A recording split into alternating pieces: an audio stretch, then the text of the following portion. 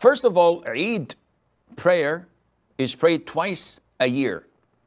In the Eid of al-Fitr, which comes at the end of the month of Ramadan, and in Eid al-Hajj, which is on the 10th of the 12th month of the lunar year, the month of Dhul Hijjah.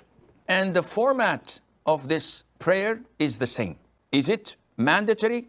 Is it a communal obligation? Is it a highly recommended sunnah? It's an issue of dispute among scholars.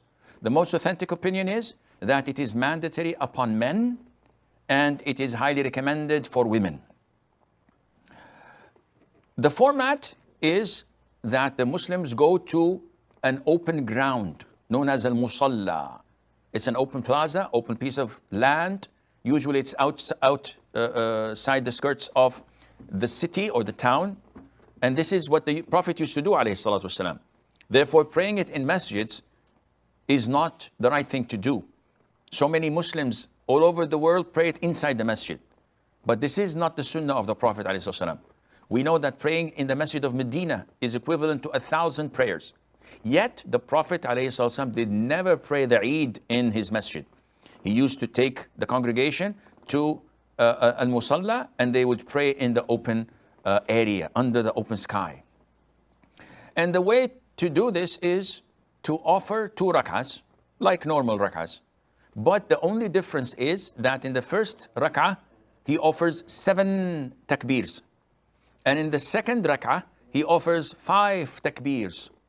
And the difference of opinion whether the 7 takbirs are included with takbiratul ihram or excluded. I'm inclined to follow the opinion that says it's 7 and you add these 7 to takbiratul ihram. And this is done like so. You say Allahu Akbar.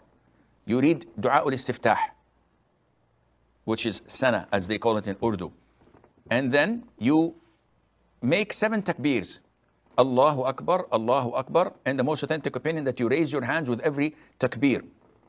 And after you finish the 7th one, you say A'udhu billahi minash shaitanir rajeem, Bismillahir Rahmanir Rahim, and you read the Fatiha and Surah Al-A'la, Sabbih isma rabbika al-A'la afterwards.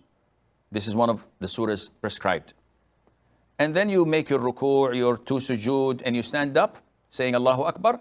And then you recite 5 takbirs after that. So you say Allahu Akbar, raising your hands, and then you recite Fatiha, Surah, and you continue your prayer as usual. After the Imam finishes the prayer, he goes and delivers 1 speech. And this is an issue of dispute. Scholars differed. Some of them said he offers 2 speeches, and he sits between them, as in the case with a Friday sermon.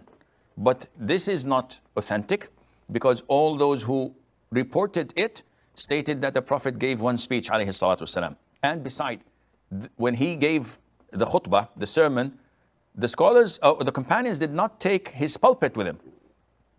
They did not take a chair for him to sit down. So claiming that he sat down between the 2 sermons would require some place to sit, and it's an open area. Where would he sit? So this again shows that it was only 1 sermon. And after that, at the end of it, he would address the women and encourage them to give charity, either by going there physically, or nowadays, because we have the loudspeakers, one can do that in the same sermon, and Allah Azza wa Jal knows best.